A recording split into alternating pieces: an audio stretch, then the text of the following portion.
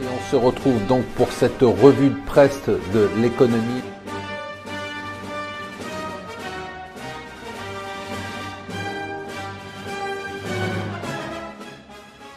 Bonjour et bienvenue sur Mon Financier pour la revue de presse de l'écho. Nous sommes le vendredi 22 septembre et donc le premier jour de l'automne. C'est aujourd'hui, nous dit le Figaro, que les ordonnances vont être donc adoptées par le gouvernement. C'est comme ça que ça marche en Conseil des ministres. Donc ça y est, la loi travail c'est aujourd'hui, surtout que la mobilisation, la deuxième mobilisation de la CGT hier a été un bide total. Theresa May, nous dit le Financial Times, va vraiment essayer de tout faire pour débloquer la situation avec l'Union européenne. Elle va proposer des aménagements pour le droit des citoyens européens qui vivent en Grande-Bretagne. C'est un des sujets qui inquiète le plus l'Union européenne. On verra si elle arrivera à débloquer une situation qui paraît extrêmement bloquée. Les Échos nous parlent de la seule nouvelle importante de cette semaine, ça va être la réélection, normalement, si les sondages ne se trompent pas, d'Angela Merkel, et réélection comme chancelière allemande, mais peut-être aussi, finalement, pour son 4e mandat, présidente de l'Europe. Elle a tout fait en Allemagne, elle a tout fini.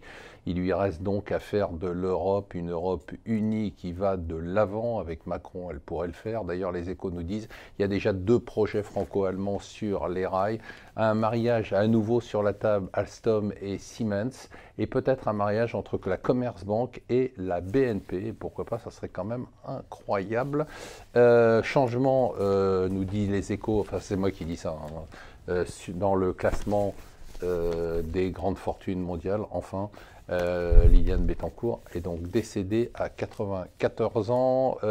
Sur les marchés, peu de réaction finalement à cette hausse des taux d'intérêt annoncés par la Fed. Le dollar qui avait bien repris s'est à nouveau affaibli, donc ça a fait un peu pchit, et du côté des indices boursiers, pas de réaction pour l'instant. Et le Wall Street Journal nous dit que Trump maintenant est le leader nord-coréen, continue à s'insulter par tweet ou par communiqué interposé, et que maintenant Trump veut s'attaquer au commerce de la Corée du Nord pour essayer d'asphyxier un pays qui est déjà à genoux d'un point de vue économique.